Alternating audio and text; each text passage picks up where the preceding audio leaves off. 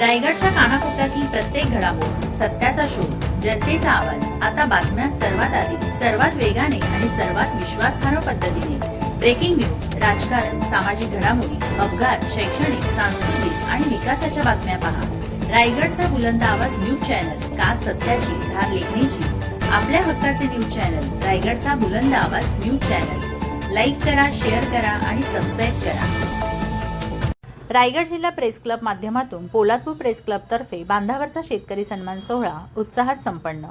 महाराष्ट्राचे माजी मुख्यमंत्री तथा हरित क्रांतीचे प्रणेते स्वर्गीय वसंतराव नाईक यांच्या पुण्यतिथीनिमित्त आणि कृषी पंधरवड्याचे औचित्य साधून रायगड प्रेस क्लबचे माजी अध्यक्ष स्वर्गीय संतोष पवार यांच्या संकल्पनेतून रायगड प्रेस क्लब संलग्न पोलादपूर प्रेस क्लब तर्फे शनिवार दिनांक 11 जुलै बांधावरचा शेतकरी सन्मान सोहळा पोलादपूर तालुक्यातील प्रगतशील शेतकऱ्यांच्या बांधावर उत्साहात संपन्न झाला.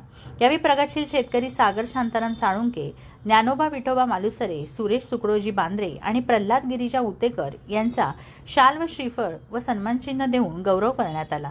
तसेच महाराष्ट्र शासनाचा कृषी सेवा रत्न पुरस्कार प्राप्त तालुका कृषी सहाय्यक मनोज मोहन जाधव यांचा पोलादपूर प्रेस क्लबच्या वतीने विशेष सत्कार करण्यात आला. प्रमुख पाहुणे म्हणून मराठी पत्रकार परिषद मुंबईचे अध्यक्ष मिलिंद आष्टीवकर, राष्ट्रीय जिल्हा परिषद अर्थ शिक्षण सभापती चंद्रकांत कळंबे, कोकण विभागीय सचिव मनोज खांबे, उपाध्यक्ष अनिल मोरे तसेच रायगड व पोलादपूर प्रेस क्लबचे पदाधिकारी उपस्थित होते. यावेळी मार्गदर्शन करताना मिलिंद आष्टीवकर यांनी शेतकऱ्यांनी आधुनिक तंत्रज्ञानाचा स्वीकार करून प्रगत शेतीला प्राधान्य देण्याचे आवाहन केले.